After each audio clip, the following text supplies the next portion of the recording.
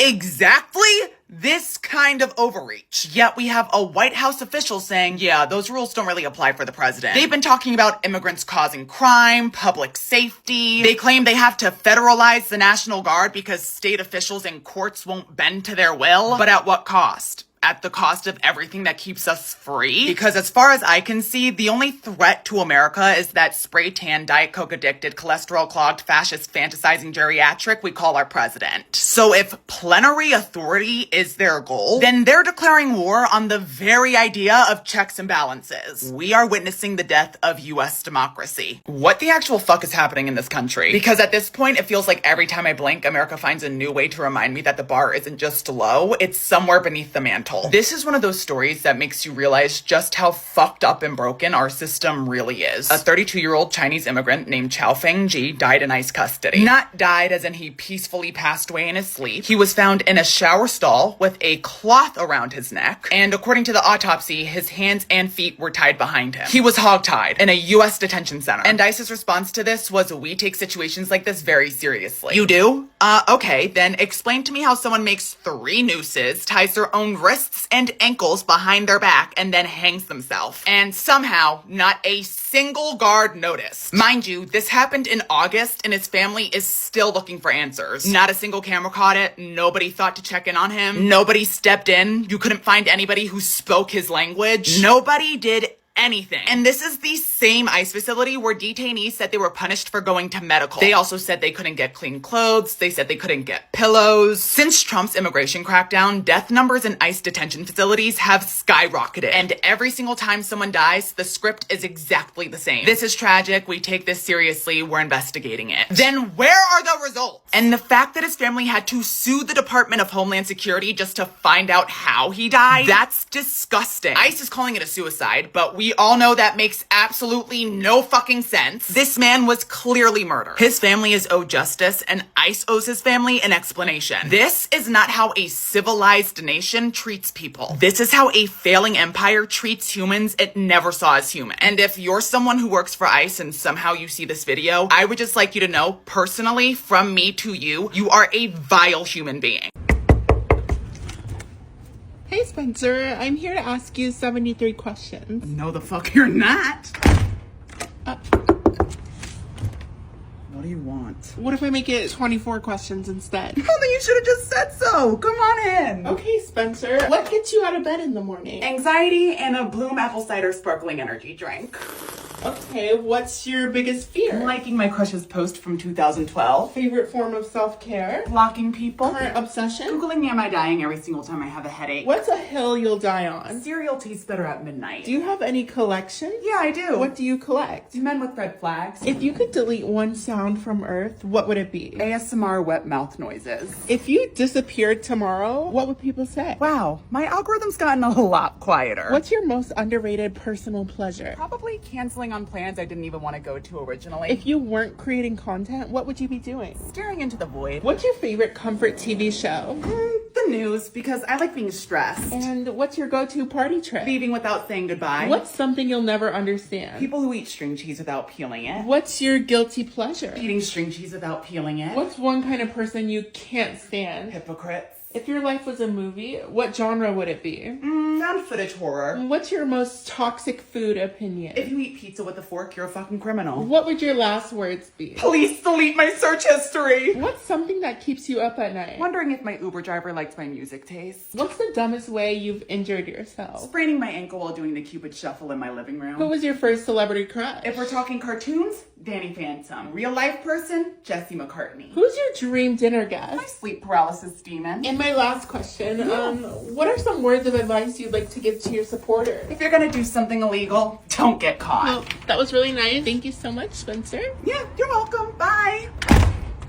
I typically make videos catered to a mostly liberal audience, which means half the internet unfortunately hates me before I've even opened my mouth. But today, I wanted to pivot a little bit. Under the current political climate, it feels like both Democrats and Republicans have been in a non-stop WWE match, just body slamming one another with talking points while everyone else is stuck there like, what the fuck is going on? So, to make things easier, I'm going to ask you a few questions. We can all hopefully agree that no one should have total control over all of us, right? We all agree that people should be able to make their own choices without the government breathing down their necks. We can all agree that power should have limits, that no one person should be able to decide who succeeds, who fails, and who gets punished just for disagreeing. Do you agree that the news and the press shouldn't be silenced for asking the hard questions the rest of the world wants to know? That police and the military should protect citizens, not scare and intimidate them? Do you agree that loyalty to a politician should never come before loyalty to this country? And do you think that fear shouldn't be used as a weapon to control people? If you said yes to any of those things, whether you're a Republican or a Democrat, congratulations, you're anti-fascist. That's literally what Antifa means. Anti-fascism. It's the belief that no leader, no government, no movement should have total unchecked power over people's lives. It doesn't mean you're violent. It doesn't mean you're extreme. It means you believe in freedom. Real freedom. The kind that depends on accountability, choice, and the right to question authority. Fascism is the opposite of that. It's when power gets concentrated to one person or party, when people are punished for disagreeing, when fear replaces truth and obedience replaces thought. So when you see a leader like Trump and his team calling Antifa the enemy, ask yourself, why would anyone want to make standing up to those things sound like a bad thing? Because fascism only works when the people stop asking questions, when citizens get convinced that loyalty matters more than liberty. So no matter where you fall politically, left, right, somewhere in the middle, if you believe in personal freedom, limited power, and the right to think for yourself, you, my friend, already believe in anti-fascism. Being anti-fascist is not a left or a right thing. It's an American thing.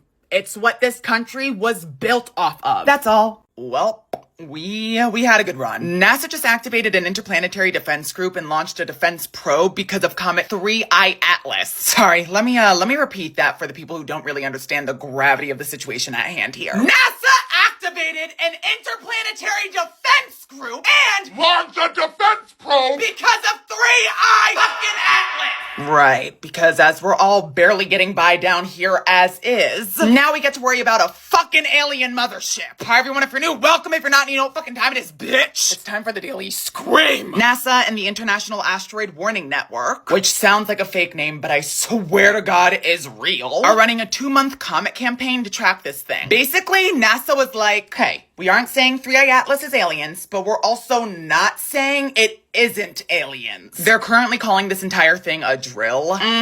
Because nothing screams everything is fine like activating an interplanetary defense operation and calling it a drill. That's like hearing your smoke alarm going off and being like, I love this song!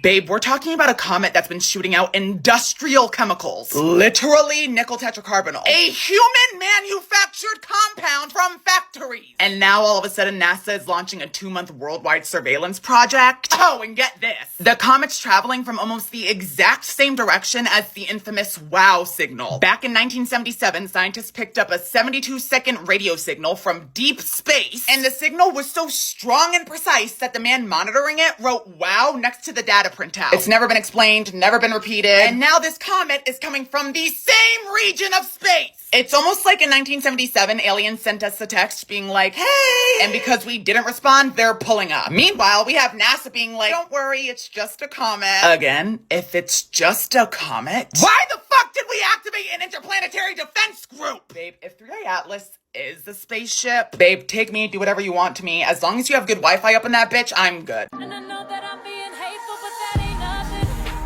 That ain't nothing. I'm just jealous. I'm just human. So I gotta be real with you guys.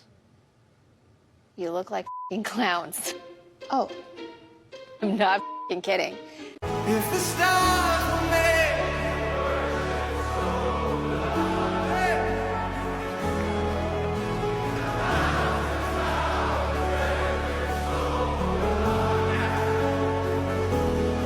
Let me get this straight. Trump's Department of Justice is now suddenly saying, maybe we can ban guns, but only if it means targeting transgender Americans. Oh, so the government does have the ability to add certain restrictions to the Second Amendment. It just magically appears when they can use it to discriminate against an already marginalized group. Okay, yeah, right. Like all these years of you bitches being like, you can't infringe upon my Second Amendment right to bear arms, just suddenly went out the fucking window. Why? Why? Is it because you realized you could twist it into Second Amendment rights shall not be infringed upon unless you're trans? And for you bitches to try and pass this off as it being a safety concern is not only egregious, but shameful. Transgender people are less than 2% of